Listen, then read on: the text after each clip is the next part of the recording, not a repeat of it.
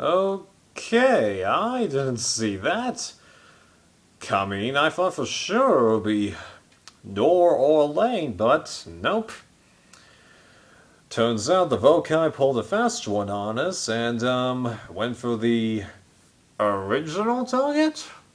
Because I can't really say that she was the target just after all that. Because they really seem to be on board with getting rid of Norma, but I don't know, something in their mind just tripped, I guess, because there's no way that this was orchestrated from the beginning. The emotion that you hear in Nora's voice, there's no way that that is staged. You cannot fake that. You just cannot. Okay.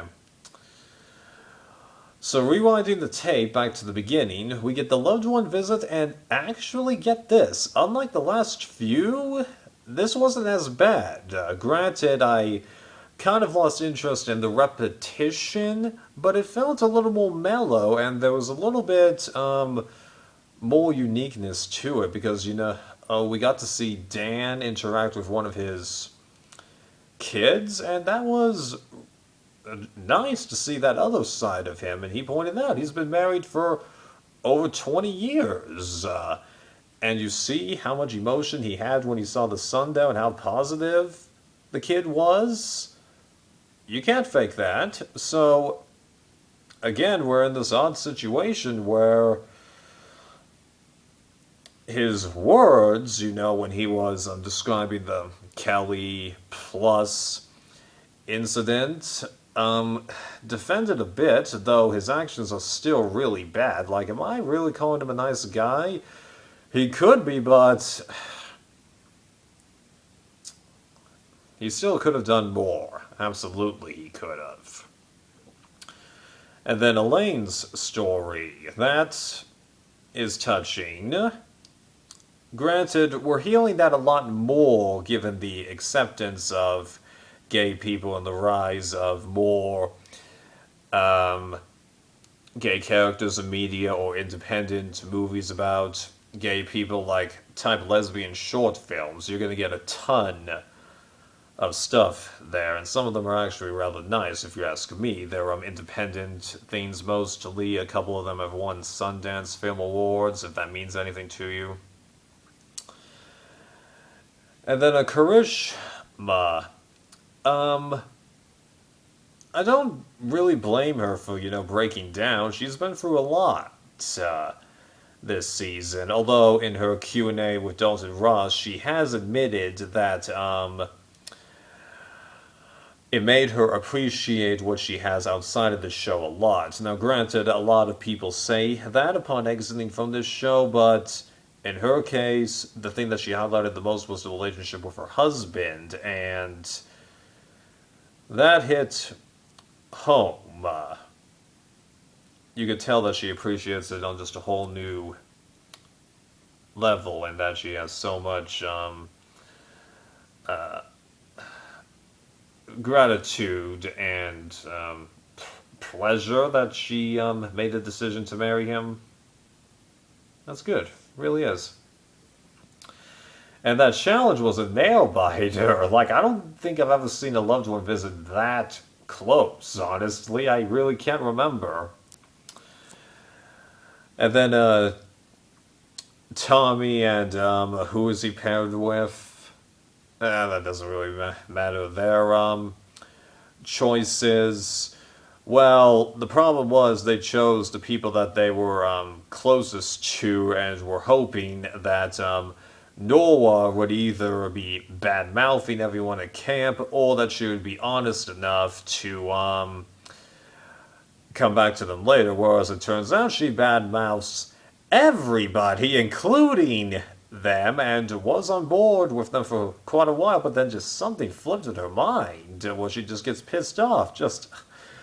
Jeez, she just kept digging herself a hole. Like, seriously. I mean, she didn't really have much of a chance to win the game, but after that debacle, she's got nothing. But I don't know, I'd actually be kind of shocked if she makes it, to be honest. I really don't think she will. We'll see.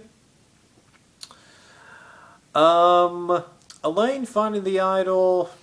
Not much to comment there, except because she did, I was hoping that she wouldn't win immunity, but I was surprised that Lauren was actually able to hold on. She was trembling like crazy, and while I did notice that Elaine's ball was moving between the shots, I was like, nah, Lauren struggled long enough. That's gonna end. No, she lost. And it was nice to see Dean try and get that thing moving because a lot of it was his idea and how he's trying to go with Nora. And he's like, we can't anticipate every single thing, so he's definitely not the biggest strategist, but he's capable of it, unlike those challenges, because when he dropped out of this challenge, Lauren was right. He cannot do an endurance challenge to save his life. But then again, no can charisma. Right. So then we've got that debacle at Tribal, and while it was fun to watch, it's starting. Actually, no, starting.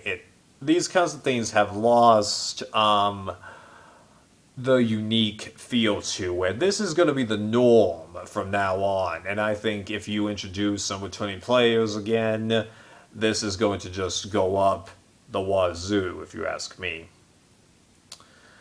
That's not to say it's not entertaining, but there is a part of me that's just going, we have seen this before, but I didn't expect that result, so that's something. Because I thought for sure when Elaine played that she was being fairly smart with playing it for herself, because I'm like, you should either play it for herself in case the Vokai people try to vote one of you guys out anyway, or you should play for Nora in case they're going for the compromise vote. But no, the Vokai people didn't, I think it's Vokai, even though I have said Lokai before, because you got the problem with the Marvel supervillain Loki, right? But turns out Purple stuck together and voted out the weakest person on the other side, but that's because they knew Elaine had the idol. And it did make sense that she'd be far less likely to play for charisma than herself. Yeah. So the fight to stay alive with her finally ends, but if you read all the way through her Q&A with Dalton Ross, ultimately I would say that going through this experience was positive for her, given the outpouring of support she got from the Indian woman community, her husband obviously being there for her, and she even said that she's friends with some of the cast members. Who? She didn't say, but I believe her. You don't lie about that after doing all that stuff. So it's interesting how the loved one visit actually didn't blow up in someone's face when for the past few seasons that seems to be the trend. Yeah. And, where's the big incident that's supposed to happen on this season? Because I know that there's something big that's supposed to happen that's unique to this season that still hasn't happened yet, and they're really running out of time for that to happen, because I thought that was going to be the merge episode, and most of what I expected to see did happen, but not the very last part. What's up with that? Because I'm waiting for something unexpected to happen here, and it's not. We'll see.